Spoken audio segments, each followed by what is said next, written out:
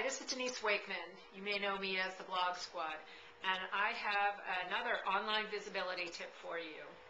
One of the things that you need to constantly be aware of if you're doing business online is that you need to be visible everywhere. As Steve Rubel, who's considered an A-list blogger, if you will, as he says, you need to be ubiquitous, which means you need to be everywhere where your potential client or customer is hanging out. Now, one way you can do this is to automate some of that process. And I use a tool called Ping.fm, that's Ping.fm. And this is a free site that allows you to update your status on multiple sites. So what you do is you go to Ping.fm, create your free account, and then you set up all your other social networking sites. And so what you're doing is you're giving Ping.fm access to be able to post on your sites on your behalf.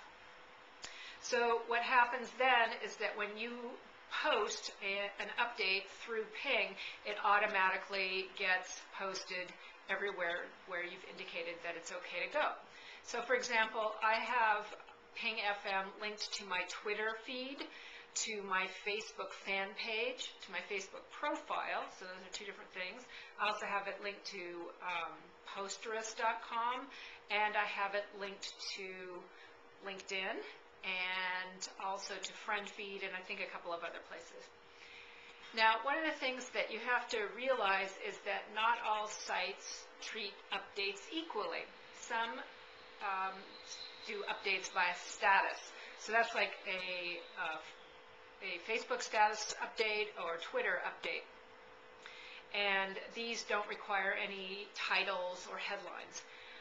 However, if you do use Ping.fm to update Posterous, for example, you can't treat it like a status update. It's a blog, so you need to actually use Ping.fm a little bit differently. And this is where I see a lot of problems, is that people just use the default update on Ping.fm. And actually, there are many different ways you can use Ping.fm. So what I recommend is that you set up groups instead, which is a feature that is on Ping. And you set up a group that's just status updates. So maybe that's just your Facebook page, Twitter, and LinkedIn, for example.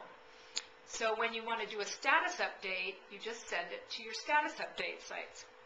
If you want to actually update a blog, because you can't update your own blogs or your Posterous blogs, then you would create a group called blogs, for example, and then you would update through that group versus the status groups. Because when you update a blog on Ping.fm, you want to be able to create a headline or a title so that it doesn't appear as untitled on the actual blog, because you lose a lot of search engine juice and it is not at all compelling for your reader. So the bottom line here is that Ping.fm can help you leverage your time, do one status update, reach multiple places all at once. And this is a good practice to get into the habit of doing one time per day. I usually do it first thing in the morning. I log into my Ping account and I do a status update.